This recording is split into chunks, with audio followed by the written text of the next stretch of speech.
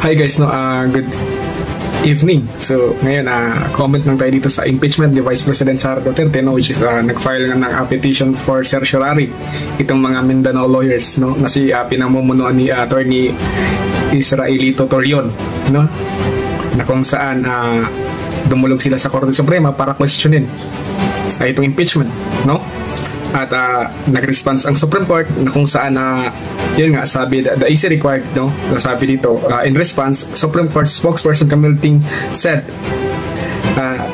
the High Court's en banc has ordered the Senate to comment on the petition. So pinagkomento na ng Supreme Court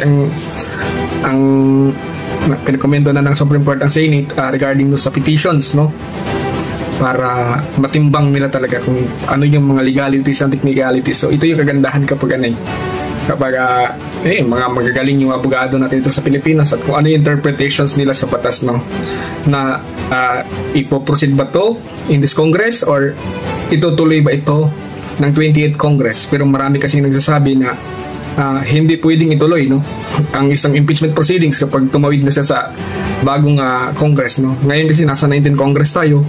So, sa susunod nito is after the elections is magiging 28th Congress na. So, tingnan natin kung ano yung magiging ruling ng Supreme Court, kasi Supreme Court lang talaga makapag-interpret sa lahat ng ito. So, yun lang, So, magandang laban to, impeachment, tapos, kung ano yung magiging argumento, sana, madinig natin, bawat panig. Kung ano yung sasabihin ng Senate, ano yung sasabihin ng petitioners na ito yung basis nila, ito naman yung basis nung tawag nito nung Senate na why that they are not proceed because the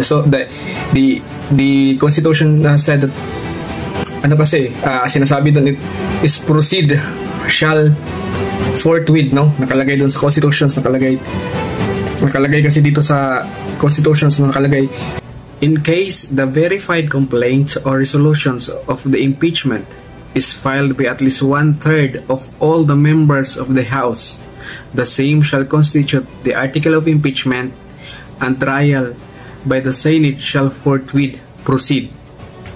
Ito kasi yung sinabi nung constitutions natin sa Article 11, Section 4.